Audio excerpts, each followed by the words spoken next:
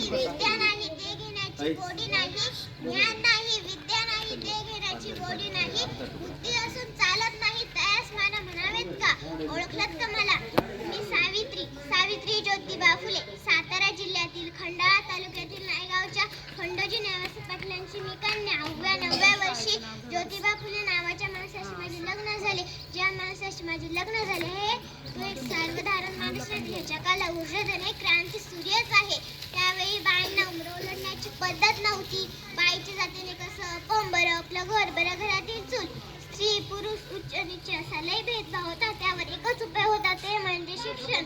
शिक्षणाचा ध्यास एकच ज्योतिरावांच्या मनात असंच एकदा एका शाळेत गेले होते शिक्षणाचा प्रसार करण्यासाठी.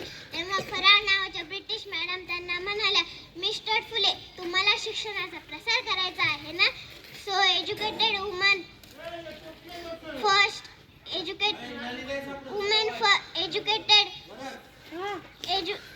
Hole house educated. पण तुम्ही लोक उमलला घराच्या बाहेरच पडू देत नाही. So bad mister Phule. झालं. ते आले माझ्याकडे पाठी पेन्सिल घेऊन आणि मला म्हणाले, सावित्री, आजपासून मी तुला शिकवणार. सुरू झाला माझा अभ्यास. बे के बे, बेतून चार, काना, मात्रा, वेलांटी, सार काही लिहायला शिकले, वाचायला शिकले आणि बघता काव्य सुद्धा रचू लागले. अशातच 1 जानेवारी, होय, शनिवार दिनांक 1 जानेवारी 1848 ला पुण्यातील भिडेवाड्यात आम्ही मुलींसाठी पहिली शाळा सुरू केली. मी पहिली शिक्षिका आणि मुख्याध्यापिका सुद्धा. शेरपाट्यासारखं जगलात तर काम दबाव होईल, पण वाघासारखं जगलात तर नाव होईल.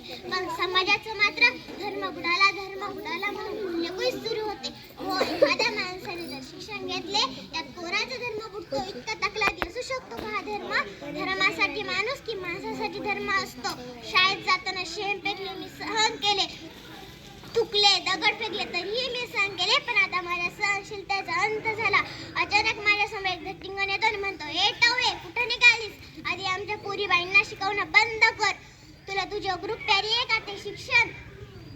कदाचित त्याला माहित नसावं, आम्ही सुद्धा ज्योतिबा फुले परिवारांच्या पत्नी होतो. झाला असा हात घेतला, सनकन तिच्या कानाला ठेवून सुनावलं, आज आलाय थोवाड फुटलं. मग पुन्हा आलास ना तर तुझ्या रक्तानंही धरती रंगवी.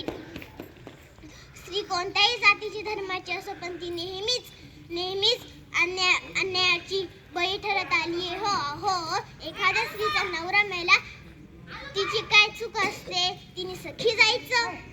यासाठीच आम्ही आवाज उठवला, इंग्रज सरकारकडे मागणी केली.